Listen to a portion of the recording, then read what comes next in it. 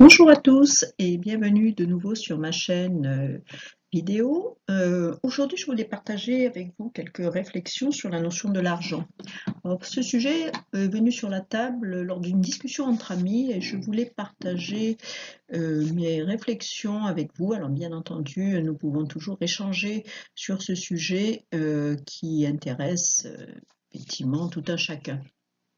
Alors, qu'est-ce que l'argent? D'abord, qu'est-ce que l'argent? Donc, c'est ça, cette vidéo est relativement courte. Alors, l'argent n'a pas de valeur intrinsèque, bien sûr, hein, puisqu'il n'existe pas pour lui-même, hein, comme vous le savez, c'est du papier, donc c'est seulement, il n'existe que par la valeur qu'on lui attribue.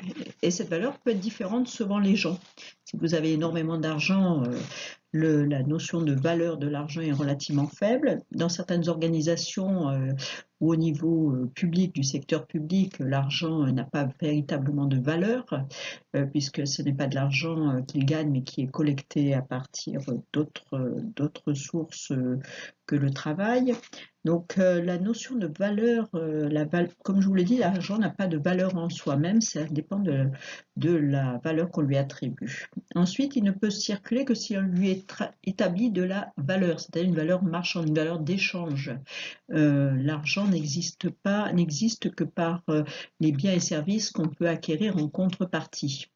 Et peut-être vous le savez, mais cette valeur attribuée à l'argent est complètement déconnectée de la richesse réelle des pays, puisque à l'origine, la création de monnaie était liée à des réserves d'or qui n'existent plus et qui existent plutôt, mais l'argent n'est plus adossé contre des valeurs or.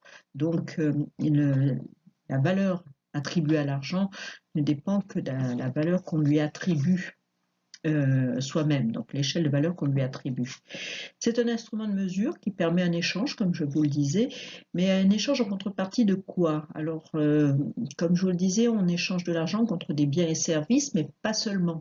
Ça peut être contre de la reconnaissance, ça peut être contre de la gloire, ça peut être contre de la morale. Donc, il y a une notion philosophique derrière l'argent, hein. Qui peut correspondre à une partie de construction de l'identité, hein. J'ai beaucoup d'argent, donc on me respecte et on me reconnaît. Mais c'est encore une fois, c'est la valeur psychologique que l'on attribue à l'argent et c'est pas l'argent lui-même qui permet d'avoir de la reconnaissance ou avoir une meilleure image. Mais beaucoup de gens pensent qu'il en est ainsi. Donc, ce qui est important, des questions qui sont importantes de se poser derrière, c'est savoir quel besoin on veut satisfaire en accumulant de l'argent, quelle peur on veut circonscrire, voir la peur de la mort, hein, voir la peur, quelle puissance on veut acquérir, on voudrait acquérir, hein, donc pour réparer par exemple une injustice, donc on gagne beaucoup d'argent, ça peut être un moteur, hein, vouloir gagner beaucoup d'argent pour réparer cette injustice, pour progresser. Donc vous voyez, l'argent est une valeur philosophique relativement forte qui est très chargée en images et souvent en fantasmes. Alors, autre réflexion sur qu'est-ce que l'argent? Alors, l'argent, quand on pose la question à une personne, mais qu'est-ce que tu feras avec si tu avais beaucoup d'argent? On entend souvent la réponse, ben, je ferai comme ça tout ce que je voudrais. Mais est-ce que c'est vraiment le fait de ne pas avoir d'argent qui empêche la personne de faire ce qu'elle veut? Et en fait, est-ce que ce n'est pas un prétexte pour ne pas réaliser son destin? Donc, il faut toujours se poser la question de l'intention. L'intention, c'est de se dire pourquoi que je veux de l'argent, pourquoi est-ce que je veux gagner de l'argent, est-ce que le fait de ne pas en avoir m'empêche de me réaliser, m'empêche de réaliser qui je suis. Euh, je vous invite à ce niveau-là à jouer au Tao. Moi, c'était quelque chose que je pratique beaucoup avec mes clients qui consiste à passer au travers 4 étapes et à poser à chaque étape des questions qui fait qu'à un moment donné, on identifie les obstacles qui empêchent la personne de réaliser son projet personnel. Et donc l'argent, on s'aperçoit très vite que l'argent, finalement, n'est qu'un résultat d'action et pas une cause d'un manque d'action. C'est-à-dire que vous gagnez de l'argent quand vous réalisez votre destin, mais par contre, le fait de ne pas avoir d'argent n'empêche pas de réaliser ce pourquoi on est fait. Donc, se poser la question de l'intention revient à se poser la question de la connaissance de soi, la connaissance de ses ressources, de ses limites, la connaissance aussi de son chemin de vie, hein, puisqu'il est important de savoir ce qu'on veut et pourquoi on veut gagner autant d'argent.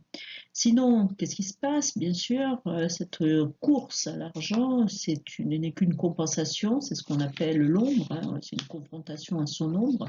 C'est-à-dire on va courir après quelque chose qui n'est jamais qu'un leurre et qui permettrait de compenser une faille telle qu'une la peur d'exister, la peur de manque de reconnaissance, la peur, voilà, une peur identitaire. Et je vous invite à ce niveau-là à relire les travaux de Jung, qui a beaucoup travaillé sur l'ombre et tous les risques que cela comporte. Donc la troisième vidéo, la troisième diapo sur qu'est-ce que l'argent. Donc l'argent renvoie souvent au pouvoir. Si j'ai beaucoup d'argent, je suis libre, je vais avoir du pouvoir et je vais être libre. Mais de quoi parle-t-on quand on parle de pouvoir? Pouvoir, encore une fois, pouvoir de faire quoi? Pouvoir de quoi?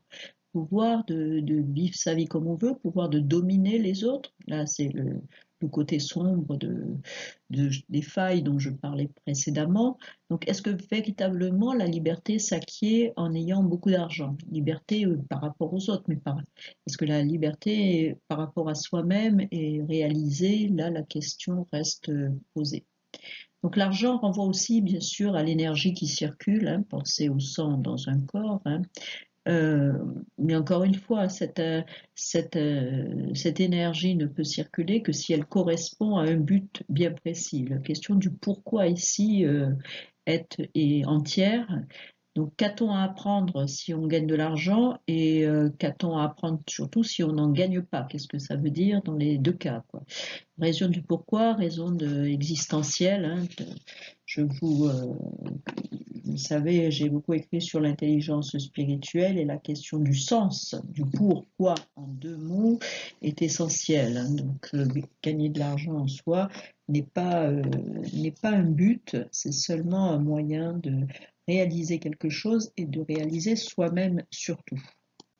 Donc après la question du pourquoi, je vous invite à vous poser la question du comment, parce que ce qui va revenir à travailler sur la question de l'argent sous un autre angle. Pour gagner de l'argent, à mon avis, il faut 3 ingrédients.